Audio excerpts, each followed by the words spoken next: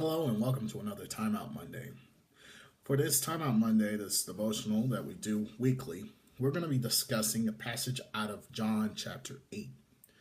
In this passage, the beginning part of this chapter is in reference to the adulterous woman, the woman that is caught in adultery. And she is caught in adultery and they are getting ready to stone her. And we're going to read from where Jesus had intervened. And in John chapter 8, we're going to be looking, starting at verse 6. Actually, let's start at verse 7.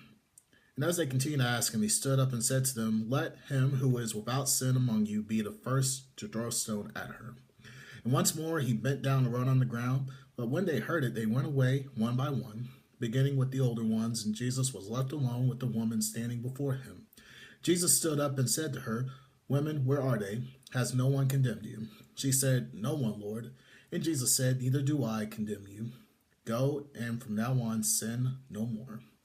And this is a very important passage to keep in mind, because when this is something that we keep in our thoughts quite a bit, mainly because it gets brought up so much.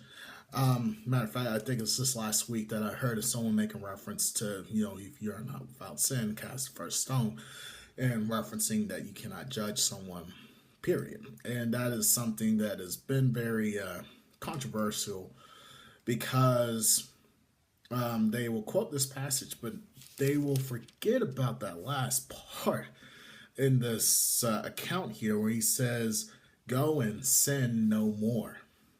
And, so that's a misunderstanding there, that Christ was not condoning what the woman had done. Matter, he gave her, a commission to do not sin anymore. And so, and that's the thing we have to keep in mind, is these individuals in which they are, going to do this to this woman and saying, who's he without sin cast the first stone, and they all left. And this is not an excuse for us to sin. Matter of fact, this passage shows us God's grace and his mercy towards us. That he has extended grace and extended this mercy towards. He was merciful to that woman who was caught in adultery. But even though he was merciful to her, he made it understood to her that though you are saved from this, you do not need to sin no more. And so that's a very important lesson to keep in mind, is that we are not to be in sin. We are to strive to live for God, live for Christ, and follow his commandments. And that's something that I think a lot of people miss in this passage here. So next time you hear someone say, if you're without sin, cast the first stone, have no problem telling them that, yeah, I may not be perfect, and one thing that kind of gets on my nerves too is when people say that to you, when you try to bring up something to them, they in essence just judged you back by assuming that you're in sin. And for the Christian, we strive not to sin.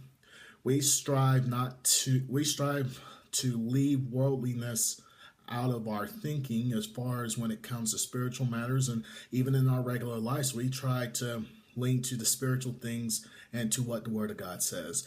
But we're going to mess up. But for someone to assume that we are in sin, they just did the same thing that they're accusing you of.